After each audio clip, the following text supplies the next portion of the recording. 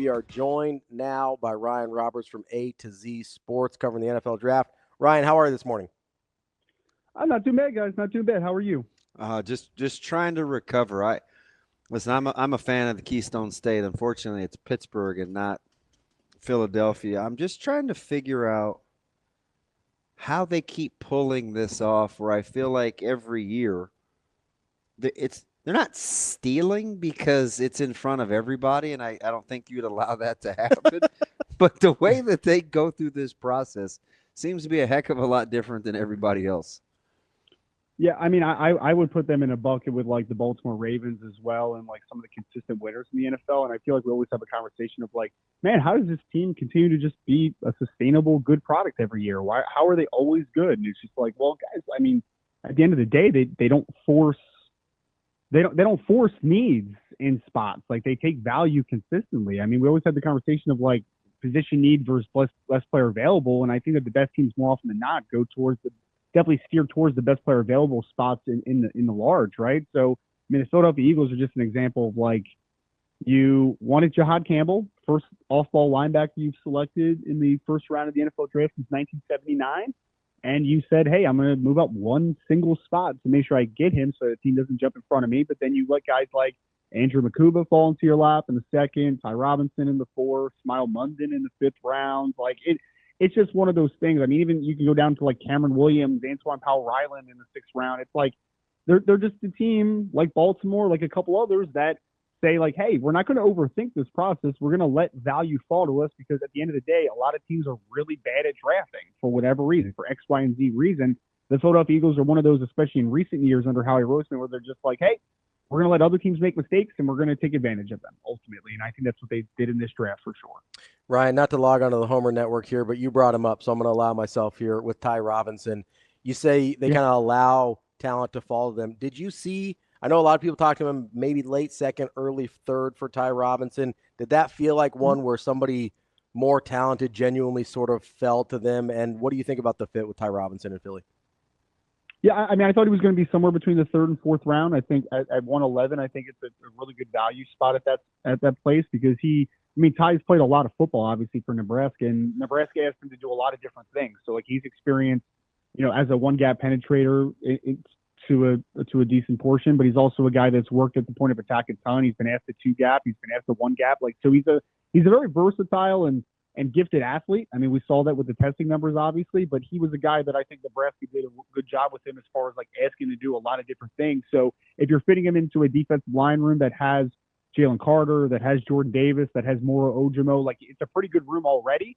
But I think the great thing that Ty brings to the table, especially there in the early fourth round, is that he can fit with all of those guys in different ways. Like if you want to throw him in there with a Jalen Carter at times, well, then Ty Robinson is going to do a lot of the dirty work and it's going to allow Jalen to stay clean and be able to have a little bit more one-on-one opportunities. If you're working with the Jordan Davis, I think you slide Ty out a little bit and you allow him to be a little bit more of a one-gap player in that type of scenario. Moro Ojimo, I think both those players are very versatile and can work off of one another. So I think he's a perfect fit into that room.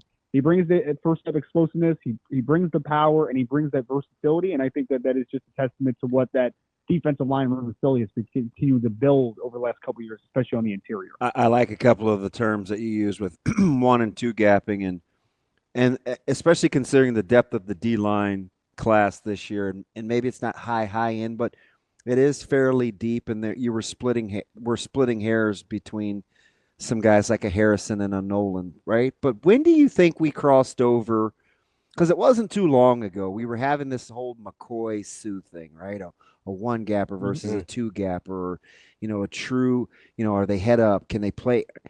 When do you think we started cross training or D-line got athletic enough where we stopped kind of having those conversations outside of somebody we either wanted to play in like a nose or a shade? Yeah, that's a great question. I think just generally speaking, for me as an evaluator, I think for a lot of evaluators out there, the more you can do, the more valuable you are, right? So the guys that have the ability to play multiple alignments and multiple fronts are a very, very important thing just from a full context perspective.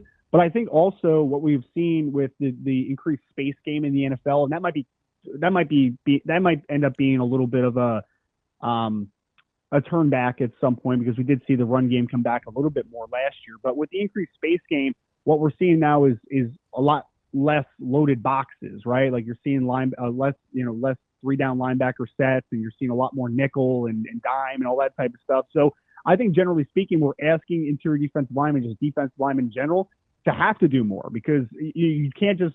I understand that. So here's the want. The want is, okay, a team wants to spread you out. They want to throw the football. They want to run the football in lighter boxes. Well, the initial impulse, I think, for teams was, okay, we need to get smaller on the interior because we need more pass rushers. But what happened is now the run game is coming back a little bit out of less loaded boxes. So now we need interior defensive linemen because you can't win the numbers game, unfortunately, with the alignment perspective. So how you have to win it is based upon players that are more versatile and guys that can do more things. So I think as the game continues to evolve, I think we're going to get the bigger, stronger interior defensive linemen.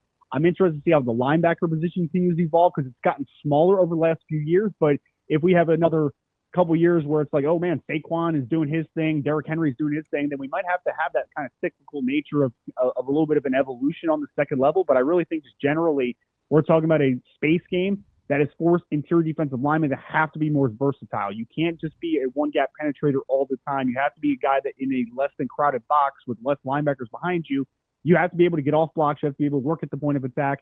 And I really think that evolution of the game has really forced teams to have to evolve themselves, and for defensive linemen to have to change a little bit. Ryan, so I've been thinking a lot about what teams ask players to do, and it sort of brings me back to your answer to our first question about Philadelphia and Baltimore and teams that seem to just outdraft everyone else. And I'm trying to figure out in my head here, is it, as you kind of suggested, that, hey, some teams are just really bad at this, so the ones that are good at it really stick out? Is it that they're better at identifying players that are capable of what they're going to ask them to do? Or is there some development piece there that's just like, hey, they coach them up better than everybody else? Have you thought about kind of why it appears that like a Philly or a Baltimore consistently draft guys that are successful and everybody else is just kind of waving their hands in the air? Well, I think sustainability is a big thing in a lot of those organizations. Like I know Philly went through a little bit of a stretch there where they had a couple coaches like, Chip Kelly and Doug Peterson in like a shorter amount of time. But when you think about Philadelphia, I mean, they have sustainability now with Nick Sirianni, but they had sustainability for a long time with Andy Reid. The Steelers are a team that have obviously had like 3 coaches in like the last 60 years, or whatever the heck it's been. It's been a wild ride. Baltimore's another where you've had a sustainable product with Coach Harbaugh for so long. So I do think sustainability helps a lot because with sustainability of a program, the expectations remain the same, right? Like, what a head coach and a general manager, I mean, just even for Baltimore, it's a specific one. You had Ozzie Newsome, you have had Eric DeCosta. So you've had 2 general managers who are very closely tied together. DeCosta was under Ozzie Newsome. So, what the expectations are. You know what they're generally just looking for. What are they looking for in this particular spot? What's the expectation from the head coach? What type of character does he want in a football player? So I think that sustainability helps a lot. But ultimately, it only matters because, I'll pick like an example of so here's a good one. So Philadelphia Eagles drafted Cameron Williams in the late 6th round, the offensive tackle out of Texas. Well, before he had a bad second half of the year, some were rejecting him to potentially be a top 64 pick, if not a top 50 pick. But he had a bad second half of the year. So if he falls into a team that I don't think is great at developing offensive linemen, then we probably never hear from Cameron Williams again. Mm-hmm. But I almost guarantee that we will see him in a couple of years at some point because Jeff Stoutland is such a great offensive line coach. So I think development actually absolutely matters. And I think that some of those teams are more willing to gamble on athletic traits if you know that the development is good. But I think like the number one overarching thing for me is going back to that sustainability. Like if you have a consistent coach, a consistent general manager, and consistent front office, all those things together that understand the process and what they're looking for, I think more often than not, then they're always usually on the same page and they tend to draft better than others. Let me ask you something. How soon, Ryan, do you think somebody else moves into that neighborhood? I go back to the Chiefs 2022 class, and listen, they've been really good in the draft. I understand that, so they're probably in this discussion. But there's a handful of teams. Maybe it's the Lions. Maybe it's the Rams. Seattle seems to know what they're doing. How many of these other teams, you mentioned the Steelers, get the benefit of the doubt just because of their recent history that you would kind of put in their own kind of gated community? Yeah, that's a great question. I think the Rams are definitely one of them. Although people make fun of the F the pick stuff from Les Snead a couple years ago, and that staff has consistently hit on a lot of day 3 picks. Obviously, like we talk about Puka Nacua, Kyron Williams, John Johnson. Like they've hit on a lot of day 3 picks. And they stole Lake, right? Who does everything for them? Quentin Lake, yeah. They found a lot of good football players, man, and they needed to, right? Like if you're going to trade away the early capital. You need to fill those spots in the other spots in the drafts, right? And they have done that. So give them credit. I know people a lot of say there was a stupid thing that someone said a couple years ago about like why do the Rams even have a scouting department? I'm just like, do you know how many late rounders they hit on? Like they need their scouting department. It supplements the roster so much. But I think they're one. I think a sneaky one is Tampa Bay. I mean, I think what Tampa Bay has done under Jason Light the last couple of years, they're drafting consistently very well. And I think they had another good draft this year as well. So there's a few of those teams definitely in that bucket. And I don't think that it's when we talk about trending upward, the Los Angeles Rams have become a very consistent winner over the last couple of years outside of the 1 year where everybody and their mother was hurt on the roster. The Tampa Bay Buccaneers have become a team now that is becoming a much more consistent winner the last few years from where they were previously. So I think that's obviously definitely interrelated. If you're able to build a good roster, you're able to draft well, I think that long-term stability is obviously going to be there. Ryan, how much discipline, Ryan, does it take when you're kind of evaluating the draft where you don't pit it against who they're competing with in their division, right? I look at the Raiders and I'm thinking, wow, that's a heck of a draft. But immediately I want to say, is that good enough to catch the Chiefs? Like, I should know better, but it's kind of intuitive or instinctive. Like, how much discipline does it take to eval on the fly and separate the two? That's a great question. I think and we've been doing this on our YouTube channel actually, where we broke it down to divisions, right? And talking about draft grades. If you do want to kind of have that conversation of like comparing within your division, because in order to win a Super Bowl, you have to win your division and you have to take care of business when you get to the playoffs. And you want to be the best in your division first, hopefully, to be able to make that Super Bowl run. Like that should be your first and foremost obligation as a team.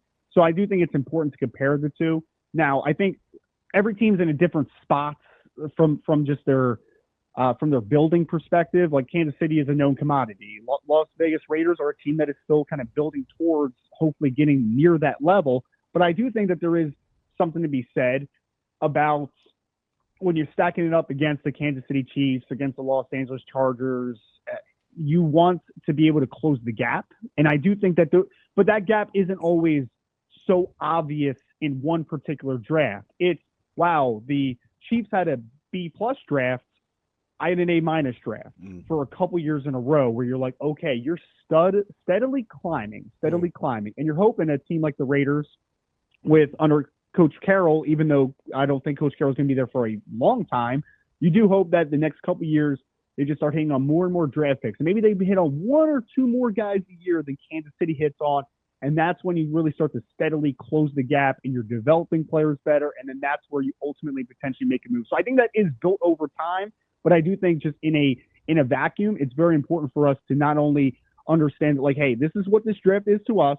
Now let's take it a step further and compare it to everybody else in the division, because that's obviously where growth is made. Ryan, how much, speaking of the AFC West, how much talking would I have to do to convince you that Amarian Hampton going to Harbaugh and the Chargers was one of the best picks of the draft?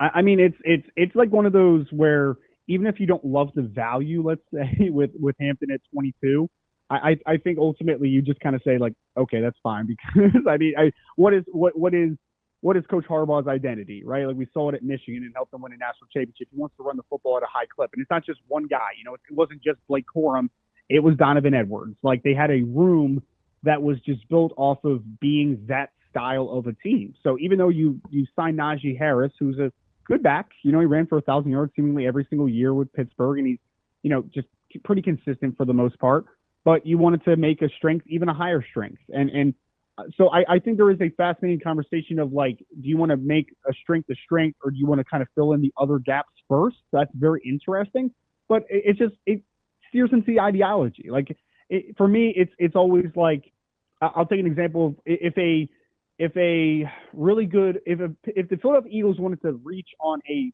toolsy offensive lineman in the first or second round that maybe had a little bit of a boomer bust, I would be much more willing to accept that because of Coach Stoutland that I talked about earlier. If there's a talented defensive back that I know that they routinely get the most out of defensive backs, whatever team it is, I'm more willing to just kind of be patient and sit back and say, like, hey, let's see how it works out. So for Coach Harbaugh, taking a running back and continuing to feed into what his ideology is as a coach and what he wants to create as a foundation of his program, I'm totally okay with that. It's just really, you want to see it match the identity, and I think that Amarian Hampton definitely matches his identity for sure.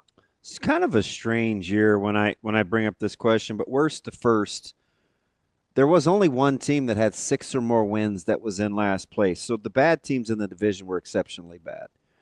And I would assume that the Niners are probably the best candidate to go from worst to first, even though I think the Rams will be pretty salty. And, of course, Seattle is on the come, too.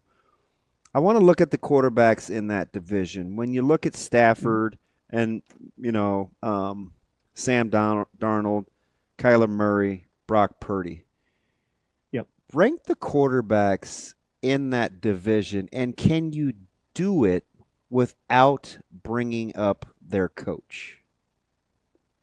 That's a really fascinating question. I would say if I had to rank them, I mean, Matt Stafford for the short term is still the top quarterback in that division, in my opinion. After that, I think it is dependent on the head coach situation for the most part. Like Kyler Murray, I think is the most physically talented. Yeah, but he gets saddled with Gannon, so we look at him cross-eyed. Yeah, I would still put even though Sam Darnold had a great year last year with Kevin O'Connell, I would still put him number 4 just because he's had one season where you really saw it ultimately. So he's still a wait and see quarterback for me. I'd probably go Purdy 2.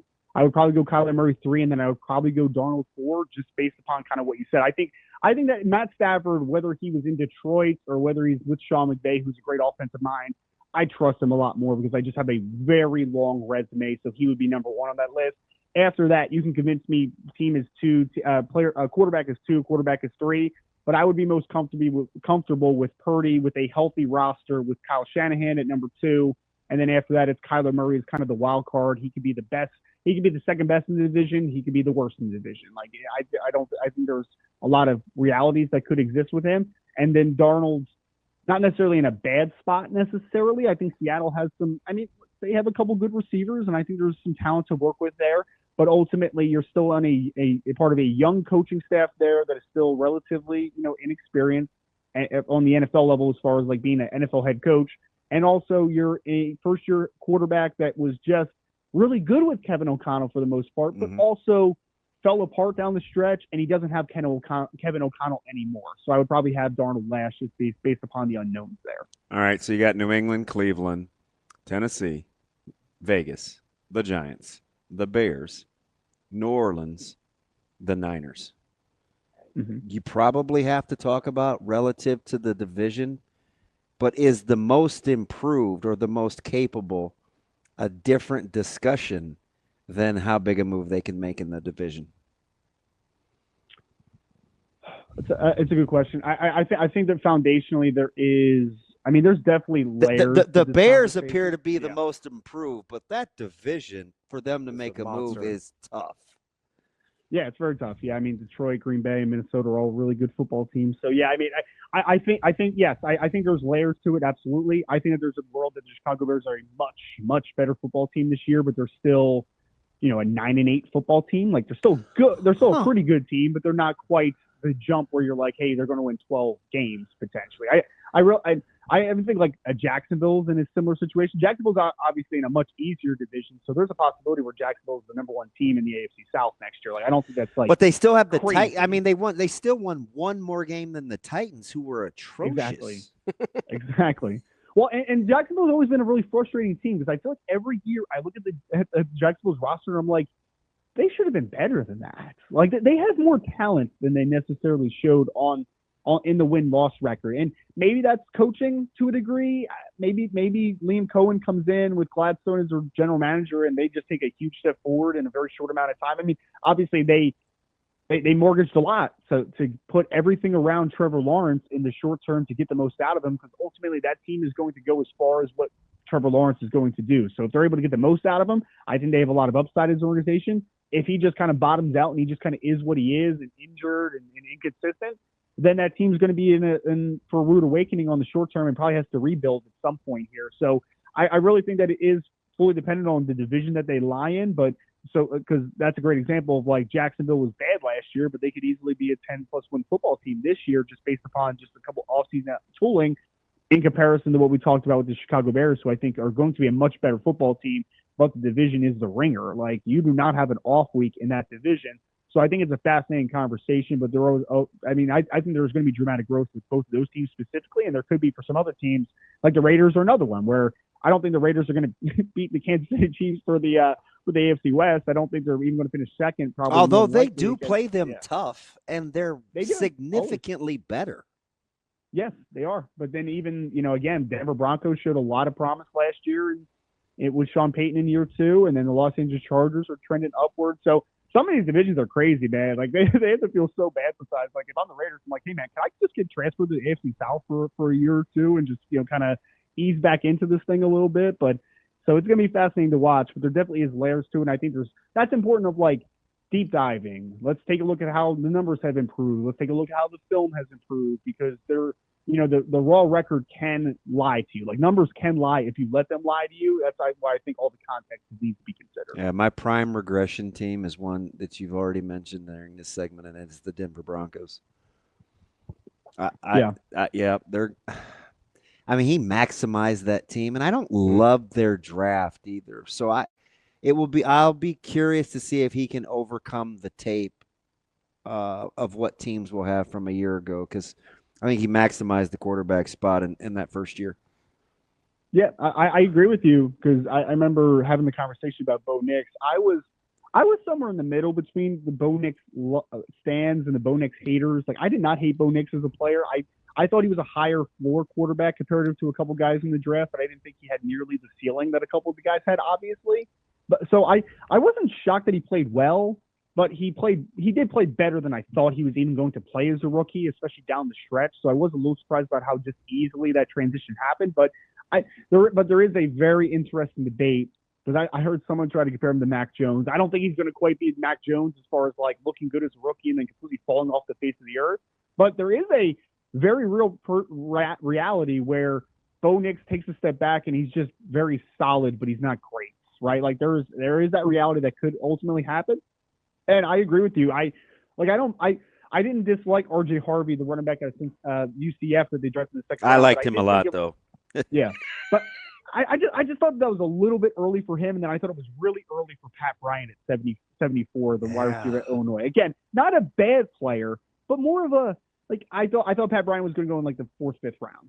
So like I just think he was a round or two too early for that spot, and I am struggling a little bit as far as like you're trying to put weapons around Bo Nix. I think it's a good from a process perspective. I think it makes a lot of sense, but I do wonder if they picked the right guys to put around Bo Nix to be able to continue to trend upward. Let me ask you something. So a guy that makes a lot of contested catches like Brown, I can see him in my sleep in Big Ten especially with how he worked Nebraska early. Is that better? Do you want a separation guy with Nix, or because you assume with the arm talent being whatever it is the eval says that you want a guy that plays like Bryant? I mean, I would rather have the quick separator if I had to choose between the two. Okay. I think both can work in a vacuum, because I do think that, but like Bo's smart enough that he can, if he sees pre-snap a one-on-one matchup to a guy and maybe they rolled late to a single high look, and you have a one-on-one matchup with Bryant, let's just say in the boundary for argument's sake. I think that he's smart enough to get the ball out quick and maybe it's a fade or a stop or whatever. I think that you can win that way, but ultimately Bo Nix, I know he threw the ball better downfield last year, but like historically speaking, the numbers say that Bo Nix is much more of a short to intermediate passer than he is a deep ball passer. So I do think the quick separators are a lot more advantageous for him, right? Like, show him your numbers, get the ball out quick, create instant separation. And I think that is ultimately how Bo Nix wants to operate. He wants to be the quick game. He wants to be the short to intermediate. So he's not the perfect player for him, but I do think it can work in the right capacity. But I definitely would say that I think he's more of a quick separating guy as far as what he likes comparative to like those contested catch down the field type of receivers. Ryan, I'll get you out of here on this. Real simple question, but probably not that easy. Best draft, worst draft this year? Oh, yeah, that is actually a very interesting question. I think I'm trying to think back to a couple that I didn't like. So New Orleans Saints, I thought was a pretty rough draft, to be honest. I want to be nice because like every draft there's always value to be found, and I did like, you know, from like the Saints, for instance, I was like pulling up their list. Like I like Devin Neal in the 6th round. I think that's a steal. I like Quincy Riley in the 4th round, but Tyler Shuck, top 40. I like Tyler Shuck as a developmental, you know, late day 2, early day 3 football player, like somewhere in that, like a top 125 football player. I do not like him as a top 40 football player. I think Kelvin Banks, again, a good player. Should he be the 9th overall pick, the offensive tackle out of Texas? Probably not, right? So, like, I just thought that value was a little bit too high. Vernon Broughton at 71 blew my mind. I did not see that defensive tackle out of Texas. So, I think there was a lot of reaches in that draft. And if you've been following that team the last couple of years with the cap hell that they've been in as well, that they put themselves in, I'm very struggling as far as, like, just generally speaking, loving this draft or loving the trajectory that this team is going on. So that one is just a little bit of it's a headache to deal with, just kind of the whole situation. I guess I would just go back to Philadelphia as like the best team. I think there's some conversation points. Like I like Indianapolis's draft. I thought there were kind of like Seattle. Teams. Yeah, Seattle did a lot of good things. We actually just recorded a show on them, and they found value throughout the draft. I think there was a few of those teams that found a lot of value throughout, but when I looked at Philadelphia, it's like Jahad Campbell probably would have been a top 15 pick if not for the injury. You got him at 31. You drafted Andrew Makuba at 64, which I thought was good value. I thought there was a chance he could borderline top 50 in this class. Ty Robinson, early 4th, was a value. Smile Monday was a value. Kyle McCord in the 6th round is a fine dart throw. Like, I'm totally okay with that. Cameron Williams was a value. And Kyle Ryland was a value. So Philadelphia, like, when you went down the list, as far as, like, first of all, they had a lot of picks. And, like, probably about 80% of the picks, I would say, like, that was a value play at that spot. So Philadelphia is probably the one that stands out as probably the best draft overall. As a Steelers fan, I'm just going to tell you what I super cringe because they're such a good drafting team. You know, I can just see Starks. I was like Malachi Starks. I mean, and you put him next to a phenom that you finally moved in the back 3rd, and it's like this safety tandem is going to be with Hamilton is going to be a menace. Like you can just see what the Ravens are trying to do. I'm like, them getting Starks is the most Ravenish thing ever. Yeah. And you could just see it work. Yeah, no, it's going to work so well because the one thing those two have in common is that they're very versatile. Like you can ask Kyle Hamilton to do a lot of different things with the size and athleticism he brings to the table. Starks, although a much different body type, he was asked to play on the roof. He was asked to play single high. He was asked to play too high. He was asked to play in the slot, come down into the box. Like he was asked to do so much things at Georgia that I really think that when you're just kind of pairing those two together, you're going to see some reps where Kyle Hamilton's rotating the field. You're going to see some where Malachi Starks is. You're going to see some where both of those guys, one is going to be in the slot, one's going to be working from depth. So, yeah, it was, again, that's why we mentioned him early on. It's like the Baltimore Ravens just know how to do this thing. They really do. And getting a Starks paired with a Hamilton, also throw in Marlon Humphrey, hopefully more healthy, Nate Wiggins year 2. Like that secondary looks a whole lot better after that Starks pick. That's our guy, Ryan Roberts, A to Z Sports. Ryan, we appreciate the time as always. We'll talk to you again soon. Appreciate it, fellas. Thank you so much. Thanks, Ryan.